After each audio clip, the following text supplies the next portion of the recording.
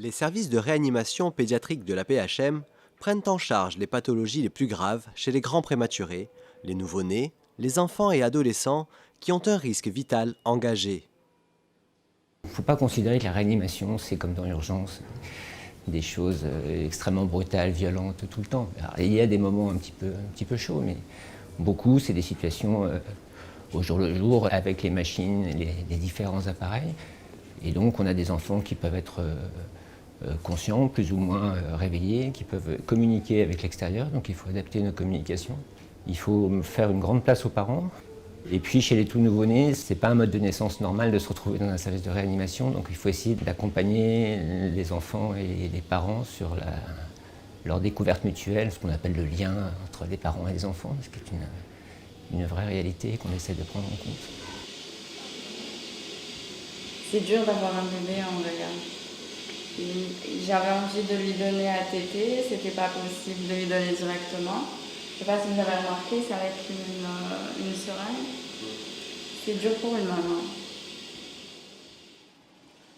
Les services bénéficient des techniques de soins les plus élaborées et d'un personnel hautement spécialisé. Depuis quelques années, les services de réanimation s'intéressent également, et de plus en plus, au mieux vivre pour les patients et leurs parents. L'ensemble de l'environnement qui n'est pas directement médical ou infirmier a probablement toute son importance dans non seulement la qualité des soins sur le moment, mais aussi sur l'évolution à long terme une fois que les enfants ou les patients sont sortis de réanimation.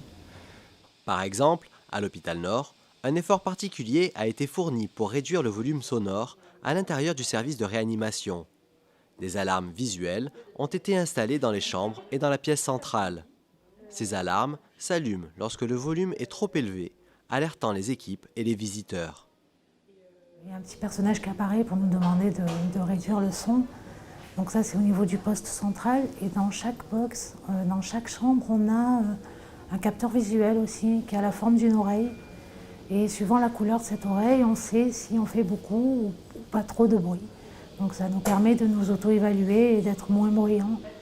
Cet équipement a pu être installé grâce à l'aide financière et logistique apportée par l'association Pour le fil d'Ariane, dont une des nombreuses missions est d'améliorer le quotidien des enfants hospitalisés et de leurs parents.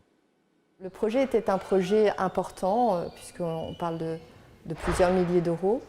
Et 3 partenaires ont aidé l'association Pour le fil d'Ariane, le Rotary de Saint-Michel, une PME marseillaise qui s'appelle Samassure, et également un fonds qui s'appelle le fonds de Nibam, sous l'égide de la fondation Amber. Mes 3 partenaires pour ce projet sont venus visiter l'unité de réanimation avant de prendre leurs décisions. Et c'est également la qualité des porteurs du projet et vraiment le fait que ce soit l'intérêt des enfants qui a vraiment emporté une décision qui était rapide. Et j'insiste, pour nous, c'est important quand un besoin critique s'exprime de pouvoir y répondre rapidement. Les équipes de la réanimation pédiatrique évaluent au quotidien leurs pratiques professionnelles afin d'améliorer la prise en charge de leurs patients. On a analysé toutes les grandes étapes de l'hospitalisation, de l'entrée jusqu'à sa sortie, avec en même temps en mettant en avant la place des parents, parce que c'est très important. Oui, tous les jours, quand on veut, on vient. Des fois, je reste tard le soir avec lui, je le prends sur moi. Je change la couche de temps en temps. On assiste aux soins, on les caresse et tout.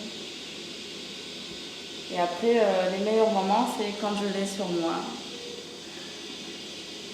Et même lui, ça l'apaise, il est tranquille. Le fonctionnement de la réanimation pédiatrique est assuré 24 heures sur 24 par des soignants dévoués et des praticiens très spécialisés, et ce, dans une infrastructure répondant au niveau d'exigence le plus élevé.